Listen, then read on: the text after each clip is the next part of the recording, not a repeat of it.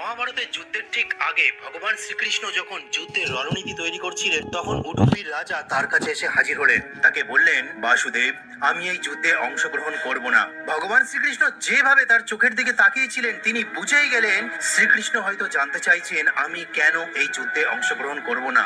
তখন উডুপি রাজা বলেন, বাসুদেব, এই যুদ্ধে বহু লক্ষ লক্ষ মানুষের প্রাণহানি হবে, রক্তপাত হবে বাসুদেব, কিন্তু যারা মহাভারতের যুদ্ধে অংশগ্রহণ করবে সেই লক্ষ লক্ষ সৈনিক, রাজা, প্রজাদের, বীর যোদ্ধাদের ভোজনের ব্যবস্থা আমি করব। তারা যেন কখনো ক্ষুধার্ত অবস্থায় যুদ্ধে অংশগ্রহণ না করে। ঠিক সেই জন্য আমি সিদ্ধান্ত নিয়েছি, যারা যুদ্ধে অংশগ্রহণ করবেন তাদের রান্না করার ব্যবস্থা, ভোজনের ব্যবস্থা আমি নেব। ভগবান শ্রীকৃষ্ণ তার এই কথায় সম্মতি দিলেন। তারপর মহাভারতের যুদ্ধ শুরু হয়ে গেছিল।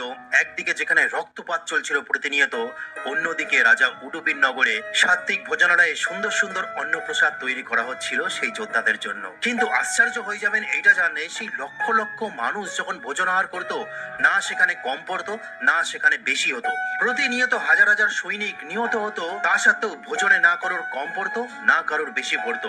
এটাই লক্ষ্য করেছিল ধর্মরাজ যুধিষ্ঠির উডুপির রাজাকে গিয়ে বললেন, হে রাজা নরেশ, আপনি এত তীক্ষ্ণ পরিমাপ করে কিভাবে অন্নপ্রসাদ বানাচ্ছেন? উডুপির রাজা তখন বললেন, হে ধর্মরাজ যুধিষ্ঠির, ভগবান শ্রীকৃষ্ণ যখন অন্ন পেতে বসতেন, তখন প্রতিদিন যে বাদাম খেতেন, যত পরিমাণ বাদাম খেতেন আমি গণনা করে রাখতাম। কারণ ভগবান শ্রীকৃষ্ণ যখনই একটি বাদাম খেয়েছে তখনই 1000 সৈনিক মারা গেছে। ঠিক তেমনি যদি 10টা বাদাম খেত তাহলে 10,000 সৈনিক মারা যেত। কারণ এই মহাভারত যুদ্ধই ছিল ঈশ্বরীয় ধর্ম প্রতিষ্ঠান করার ব্যবস্থা।